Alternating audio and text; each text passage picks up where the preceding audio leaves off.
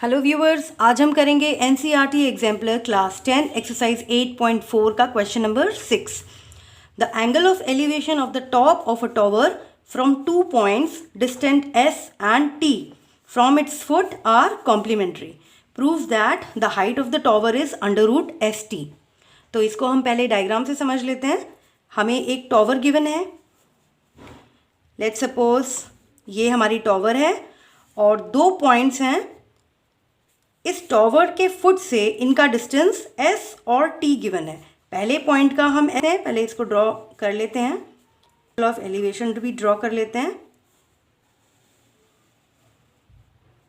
हम दे देते हैं ट्राइंगल को ABCD।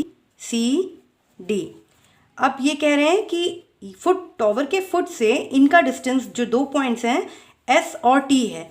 तो लेट्स सपोज ये जो डिस्टेंस है ये s है और यहाँ से यहाँ तक का डिस्टेंस है t। ठीक है, और टॉवर की हाइट को हम h से डिनोट कर देते हैं। ठीक है, अब हमें ये प्रूफ करने के लिए कहा गया है कि हाइट की जो टॉवर की हाइट है वो under root of S T, ये प्रूफ करना है। तो सबसे पहले ट्राइंगल ए बी सी लेते हैं। इन ट्राइंगल ए बी सी एक और चीज़ यहाँ पे कही है, देखिए कि जो दोनों पॉइंट से एंगल ऑफ एलिवेशन बन रहे हैं वो आपस में कॉम्प्लीमेंट्री एंगल्स हैं। तो अगर ये थीटा है तो ये 90 माइनस थीटा होगा, क्योंकि दोनों का सम 90 डिग्री है, कॉम्प्लीमेंट्री गिवन है इसलिए। तो ये हमने थीटा लेट कर लिया है और ये 90 डिग्री माइनस थीटा। तो अब यहाँ पर हम वापस आते हैं in triangle A B C. Tan theta equals to perpendicular upon base. इस ट्राइंगल के लिए ये perpendicular A B upon B C.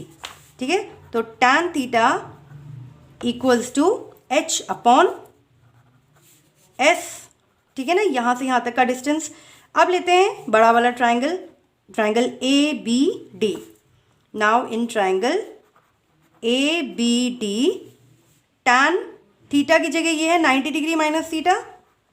Tan 90 degree minus theta equals to perpendicular, इस ट्राइंगल के लिए ये परपेंडिकुलर और ये बेस बी डी। तो परपेंडिकुलर ए बी है और बेस है बी डी। ठीक है, अब ये इसकी जगह हम वैल्यूज पुट कर लेते हैं। Tan 90 degree minus theta equals to A B है एच और बी डी है टी। ठीक है, अब देखिए टैन 90 डिग्री माइनस थीटा, इसकी जगह हम क्या लिख सकते हैं, कॉट थीटा, क्योंकि इसका कॉम्प्लीमेंट्री है कॉट थीटा। तो cot theta equals to H upon T. ठीक है, ये इक्वेशन हमारी 2, इसे इक्वेशन दे देते हैं 1, इस वाली को। अब on multiplying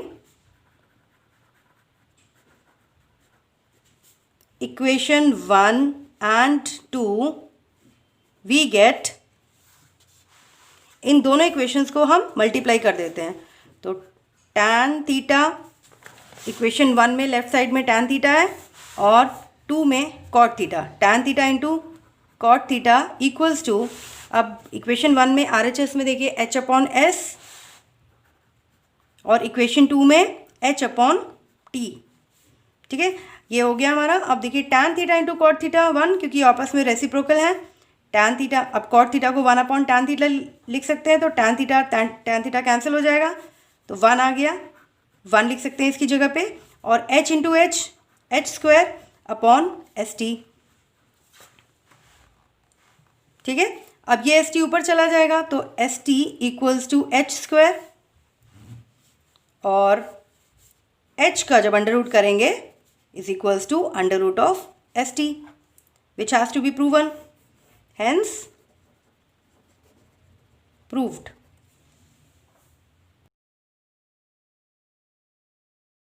Okay, so next question number 7.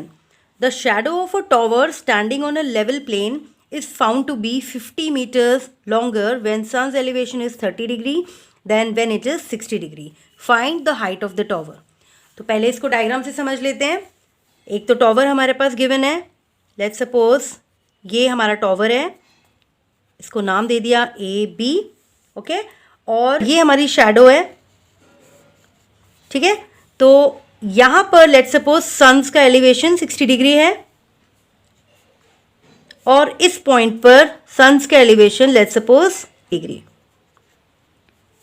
Okay, अच्छा क्वेश्चन के हिसाब से देखिए कि ये कह रहे हैं कि 60 डिग्री एलिवेशन के समय जितनी यहाँ से यहाँ तक का डिस्टेंस है टॉवर के फुट से इस पॉइंट तक का डिस्टेंस, वही जब एंगल ऑफ एलिवेशन 30 डिग्री बन रहा है तो यहाँ से यहाँ तक का डिस्टेंस 50 मीटर्स बड़ा है, लॉन्गर है। तो सपोज यहाँ से यहाँ तक का डिस्टेंस अगर x है 60 एलिवेशन पे, तो 30 डिग्री एलिवेशन पे ये कितना हो जाएगा, x प्लस 50। ठीक है, यही कह रहा है ना क्वेश्चन के हिसाब से। ओके, तो ये हमारी टॉवर की हाइट हमने लेट कर ली h और इसको हम नाम दे देते हैं ये c और ये t। तो ये हमारी फिगर है, एक बार फिर से क्लियर कर लीजिए। ये टॉवर, ये शैडो पड़ रही है, तो इस शैडो में इस पॉइंट पर एंगल ऑफ एलिवेशन 60 डिग्री बन रहा है और इस पॉइंट पर एंगल ऑफ एलिवेशन 30 डिग्री बन रहा है। ठीक है, तो यहाँ से यहाँ तक की हाइट x मीटर, तो और यहाँ से यहाँ तक की हाइट x प्लस 50, जैसा कि क्वेश्चन में गिवन है। हमें h यानी हाइट ऑफ द टॉवर निकालना है, तो हम ट्राइंगल ABC ले लेते हैं पहले। ट्राइंगल ABC, इसमें हम tan थीटा निकाल लेते हैं। तो थीटा हमने कंसिडर नहीं किया है, C है यहाँ पर एंगल का नाम, तो tan C equals to perpendicular upon base AB upon BC। ठीक है ना, और C एंगल हमें 60 डिग्री गिवन है, तो यहाँ पर हम tan C की जगह tan 60 डिग्री लिख लेते हैं। और AB हमने लेट करी हुई है h और BC x। ठीक है, अब tan 60 डिग्री की वैल्यू हमें पता है क्या होती है, √3, तो इसकी जगह √3 equals to h upon x। तो x ऊपर ले लेते हैं और √3 नीचे, तो क्या हो जाएगा, x इक्वल्स टू h √3। इसे हम इक्वेशन नंबर 1 देते हैं। अब बड़ा वाला ट्राइंगल देख लीजिए, triangle ABD। In triangle ABD tan D निकाल लेते हैं। tan D equals to perpendicular which is AB upon base, इस ट्राइंगल का बेस BD। ओके, अब D की जगह उसकी एंगल की वैल्यू पुट कर देते हैं, tan 30 degree. tan 30 degree equals to AB h है और BD देखिए क्या है, BD x प्लस 50। फिर से tan 30 की वैल्यू पुट कर लेते हैं, 1 अपॉन √3 होती है, 1 upon √3 equals to h upon x plus 50। अब इसको एक तरफ कर लेते हैं, इसको ऊपर, इसको इस साइड, तो x plus 50 equals to √3h। ठीक है, ये इक्वेशन हमारी 2 हो गई।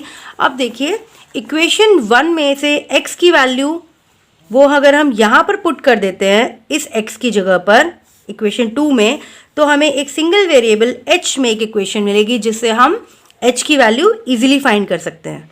ठीक है, तो यहाँ से x की वैल्यू को इस इक्वेशन में पुट कर लीजिए। तो x की वैल्यू यहाँ पर h अपॉन √3, तो हम यहाँ पर h अपॉन √3 पुट कर लिया x की जगह, प्लस 50 इक्वल्स टू √3h। ठीक है, और यहाँ पर हम रीज़न दे देते हैं फ्रॉम इक्वेशन 1। ठीक है, अब इस इक्वेशन को, ये सिंगल वेरिएबल में हो गया है, अब इसको आप इजीली सॉल्व कर सकते हैं। कैसे, पहले हम ये h वालों को एक तरफ कर लेते हैं और 50 को एक साइड रहने देते हैं। तो 50 इक्वल्स टू √3h माइनस, ये वहाँ जाके माइनस हो जाएगा, h अपॉन √3। अब इसको एलसीएम लेंगे अगर, ये तो 50 यहाँ पर है, एलसीएम √3 आएगा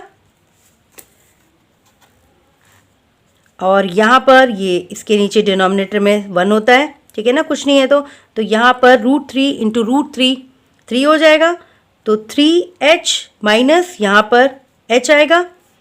ठीक है, अब ये इस साइड चला जाएगा, तो मैं यहाँ कर लेती हूँ इसको, तो 50 √3, ये √3 इस साइड जाएगा तो मल्टीप्लाई हो जाएगा, इक्वल्स टू, अब ये देखिए यहाँ पर 3h माइनस h 2h हो गया। ठीक है। तो h की वैल्यू क्या हो गई, ये 2 इधर जाके डिवाइड हो जाएगा, तो h की वैल्यू ये 2 इधर आएगा 50√3/2, ये 2 से 50 कैंसिल हो जाएगा 25 टाइम्स, तो h की वैल्यू हमारे पास आ गई 25√3, यही हमें निकालना था। ओके, तो आई होप आपको ये क्लियर हो गया होगा। थैंक्स फॉर लर्निंग मेरे साथ मैथ्स।